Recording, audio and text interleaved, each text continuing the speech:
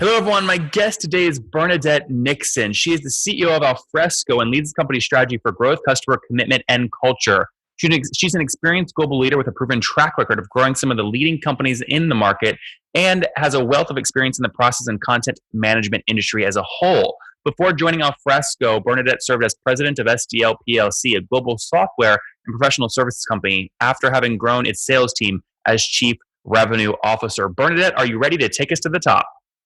Absolutely. Okay, so I feel like Alfresco is one of these companies. It's actually pretty large, but a lot of people maybe haven't heard of it because you do so many different things. So kind of put it in a nutshell for us. What's the company do, and is it a pure play SaaS company? We're a pure play subscription business, yes. So Alfresco is a fast-growing open source software company, and we've got a digital business platform. At its core, the platform has process automation and content management services, and then a great app dev framework on top to build your own engaging modern user interfaces. So the space we play in, it used to be known as ECM and BPM, but now in the more modern times is known as process services and content services. And certainly the way we play there is in a cloud native way. Yep. And just quickly give me a story of how maybe a customer is using you to really bring it home.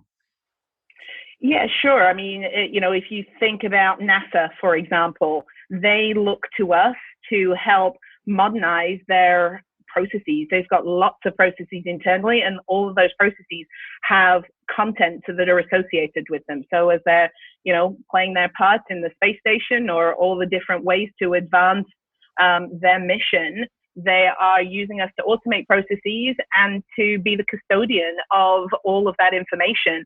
And it could be pictures or video as well as documents, and they need to, have it available for 70 years.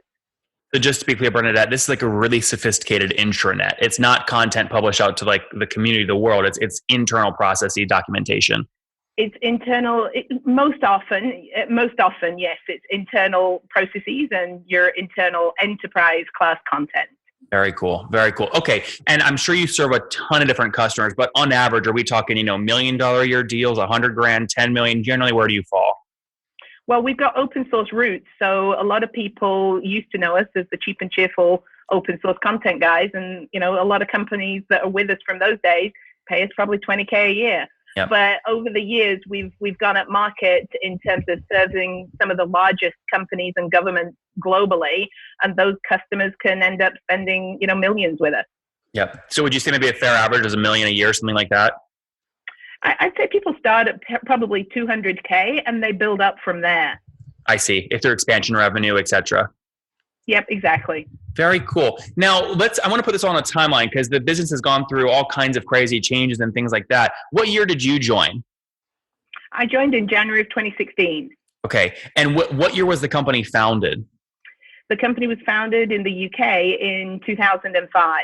2005. Okay, so what had happened in 2016, both in your own life and on the other side in the company, that made it a good fit for you? I'd always believed in this notion of process and content coming together because every process typically has some content associated with it. And so I believed in the vision and the mission for the company. And given where they were in their stage of evolution, I also thought I could help. I'd seen some of the movie before in terms of some of the things I thought they needed to overcome to achieve what I would class, more breakout growth, which is what we've been able to do since 2016. Yep. Now, last year, there was murmurs on the street that the company was for sale, but it sounds like last year there was an actual event with some folks associated with Thomas Lee, the private equity firm. Walk us through what happened there. Yeah, absolutely. We got inbound interest, and so we took the process seriously, and that culminated in us getting an exit in March of this year. And we're very pleased to say that TH Lee are our new investors now. And they're excited also by their new investment because we are a growth thesis for them. This isn't an opportunity for them to get the red pen out. This is a growth investment strategy, and that's based upon the momentum that we're seeing in the market, which is fantastic. When you joined in 2016, did you know that one of your jobs is going to be find a strategic partner like this, or was this a total surprise? I figured there would be an exit, and in order to get the kind of exit that we wanted, we needed to grow the business. And so I wasn't focused on an exit. I was focused on growing the business and building a really strong business, which is what we have. Yep. Now, obviously, you're putting together all kinds of pro formas as you're going through due diligence and data rooms in this process. And sometimes the pro formas, you look back 6 months after the acquisition, and you go, oh, they're working out. And sometimes you go, oh my gosh, we were totally wrong. What is something, and I know this is tricky for you to figure out, but find something where you guys had a thesis together. You said, this is what we think is going to happen. And it just didn't happen. One thing that just didn't work like you thought it would. Perhaps I should touch wood, but we've not hit that point as yet. So your pro forma has hit exactly how you expected it to hit. Pretty much. I've never seen that. Pretty much. What margin of error would you say? I'm not going to go there. I'm not going to go there, but we're pretty much on the money right now. Okay. By the way, that's so rare. I mean, I've seen the biggest companies, even when you look at like RJR Nabisco and that whole deal. I mean, they put together pro formas. Rarely. If someone tells you we're going to do, 100 million next year, I can guarantee you're not going to do 100 million. It's going to be like 98.5 or 110.3. Never does it actually come out exactly. You're saying, you know what? It feels good. We're within a good margin of error, and you don't want to say anything that you learned or that maybe went differently. I'm sure we'll have some of those moments, but we're in a really good place. The momentum that we've got in the marketplace is really quite incredible, and that's not only due to the work that we're doing, but the strategy that we've put in place, the partners that we've chosen to work closely with. We are an AWS first product strategy. We're moving to multi-cloud, but you only have to look at the growth figures that both AWS or Azure are experiencing right now. And when you're cloud native, as we are in our new versions of the software, then we've got a great story. Yep. Very good. Okay, let's get some of the other kind of information here around kind of cohorts and product and where you see the space going. So first off, launched 2005. You joined in 2016. Obviously, today is 2018. What have you guys scaled to in terms of total customers using the platform? There's multiple different ways of measuring that, but roughly about 1,370 customers. Okay. But when you look at the number of users that we have, it's in the millions. Yeah, well, because it's open source. Yeah, not just because it's open source, not even counting the open source element of that. The commercially paid stuff. Okay, so you have millions of people paying that put in a credit card and they're paying you monthly some amount of money.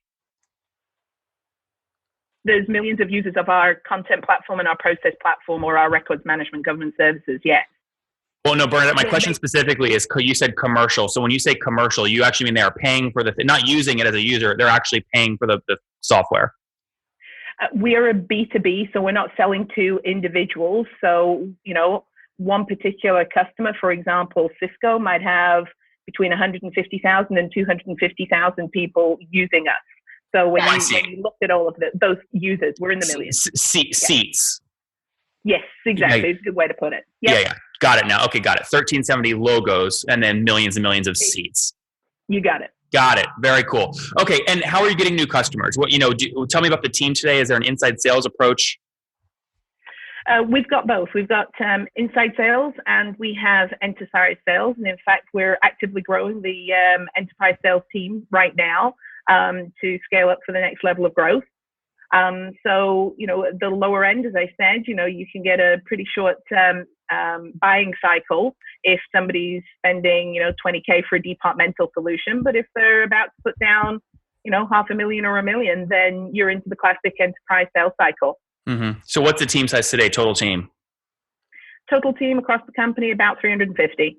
350. And obviously the company, I think you guys had raised before the exit that you guys went through last year.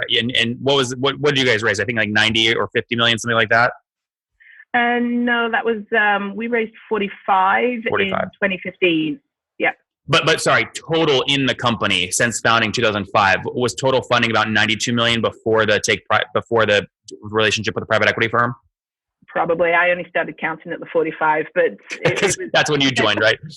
Yeah, it was just before I joined. Yeah. Did you come in on that round? Did the investors say, hey, contingent on us investing, you got to bring in Bernadette?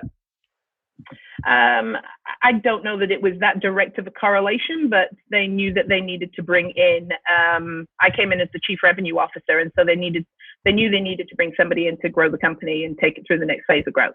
Yep. Very cool. Okay. So total team size today is 350. You're scaling up.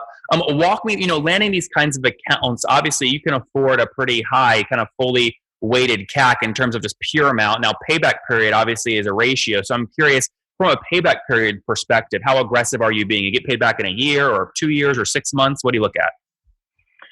We look at 3 different numbers, but to keep it simple, you're looking at, depending upon which ways you actually calculate that. Is it the magic number? Is it, is it Bessemer? Is it the way the Salesforce does it? So you're looking at anywhere between sort of 1.6 and 2, just over 2. Yep. And what do there are a lot of different ways to measure this. For your company, what is most effective in terms of being a leading indicator or a lagging indicator? Well, I think the interesting thing to look at with us is we're a platform company, and the beauty of the platform is it can do many different things for our customers. And so from that point of view, we get engaged in a wide variety of use cases that we can solve. So, there are multiple different sales plays that we run at any one moment in time. So I think we try not to get overly obsessed on one of those numbers. We know where we stand. And there's a path forward that we map.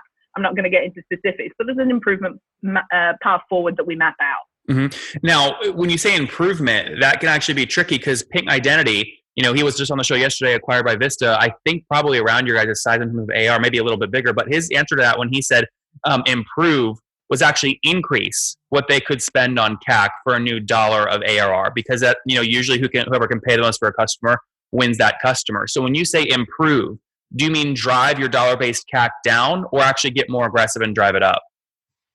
There are going to be periods in your history where you drive the spend up and ultimately over time you drive it back down. So we're growing the sales force right now. So maybe there is a slight blip up that happens and then we'll certainly improve it. Because one of the main figures that we look at, probably more meaningful in the short term on that, is time to first customer when a new time to what? Time to first customer. So for a new ramping sales force. So always focused on how quick can we demonstrate the value to somebody new coming into the funnel. Yep. Interesting. And you said, just to be clear, you're spending anywhere between $1.60 and $2 right now to get a new dollar of ARR. Roughly. We're trying to drive that down. Yeah, that's great. Very good. And then what growth rate? Obviously, growth is really critical. What are you guys growing at year over year? Well, we're a private company. We don't disclose a lot of those figures. But if you take a look at our bookings growth last year, it was 50% year over year growth. Mm-hmm. Or you could look at it as 6 times the market CAGR. Yep. Yeah, that's healthy growth. And then, it was reported, in 2017, you guys were doing somewhere around a $60 million run rate. When you look at that run rate, what do you hope to see, year over year? Is 50% a good growth rate, a bad growth rate? Where are you trying to settle in at? So we take a look at the short and the long term, obviously. And we take a look at pushing the boundaries.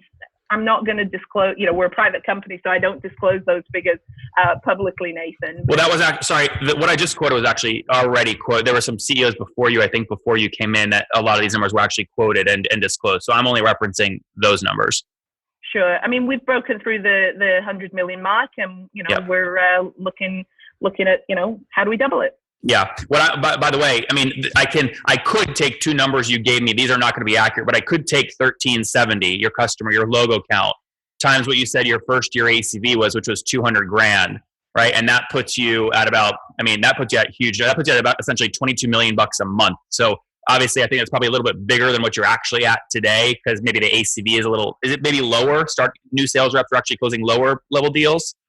Well, if you also go back in our history with some of those folks that know us from our, open source, cheap and cheerful content days, they could be starting with 20K as opposed to, the customers that are coming online at, half a million even. Yeah. So sorry, your historical average might be lower than 200,000 ACV, but your new, the new ramping for salespeople, the new quota targets, the new funnels, they're all built around at least 200 to 500,000 first year ACV. Oh yeah, that's great. Or more.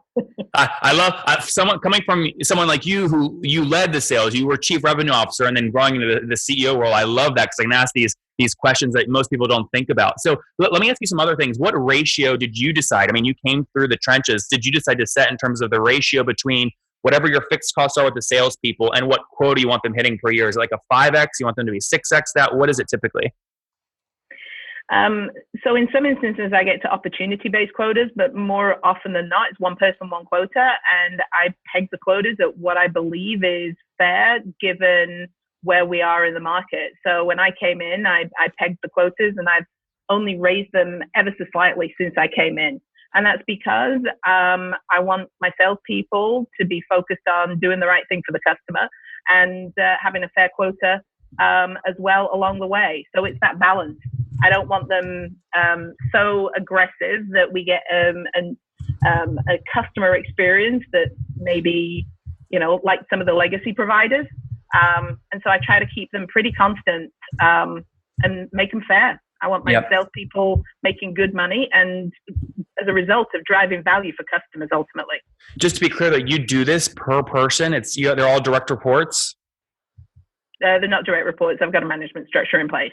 But do you set a different quota per person based off what they're managing, or it's a per roles? There's different classifications of salespeople, so per role. You're talking like an SDR might have this, an account executive might be this, a success person. Interesting. Last question here before we wrap up. Expansion revenue is obviously critical. How are you guys driving expansion revenue? Like, what are the pricing axes you drive up usage or seats or what? So the model that we have is users and core based. But the way that we look at driving ultimately the revenue is by having, really good launches of new products each year. And one of the new things that we're going to be focused on is really making some great improvements to the overall developer evaluation experience. Because a lot of our customers download the platform, play with it, and say, you know what, I really want to bring these guys in because this is really interesting. So we're going to be focusing on driving that developer experience and really improving it, making it great for them. Yep. And when you analyze a cohort of new customers from, say, a year ago and where they're at today, with the net revenue retention on that cohort, are you guys north of 100% at this point? Yeah, we're best in class. That's great. So I would say best in class is like 120. So your expansion more than outweighs your churn revenue by at least 20 points. Do you agree? There's multiple different ways that you can look at this, net, gross, all the rest of it. But we're definitely best in class when it comes to it, and we're expanding the business, which is great. Yeah. Very good, Bernadette. Okay. Easy questions. Famous 5. Number 1, what's your favorite business book? Oh my Lord. Probably Execute. It's probably 10 years old now or more, but Execute is my favorite. Number 2, is there a CEO you're following or studying right now? I wouldn't say I'm following or studying. I look at various different CEOs. I picked up some stuff from the Splunk CEO recently, listening to one of his presentations. Which CEO? Splunk. Oh, Splunk CEO. Very good. Number 3, what's your favorite online tool for building your business? My favorite online tool? Well, Evernote is my brain on paper. But actually for building, but I thought, I do mind maps all the time when I'm looking at solving a problem. So a mind mapping app on my iPad, which is iThought. Which is called what? iThought. iSort. Thoughts. No, thoughts. iThoughts. Yeah. Yep. Got it. Very good. Yeah, that's okay. I wanted to just be clear so your listeners could use it if they wanted. All right. Number 4, how many hours of sleep do you get every night?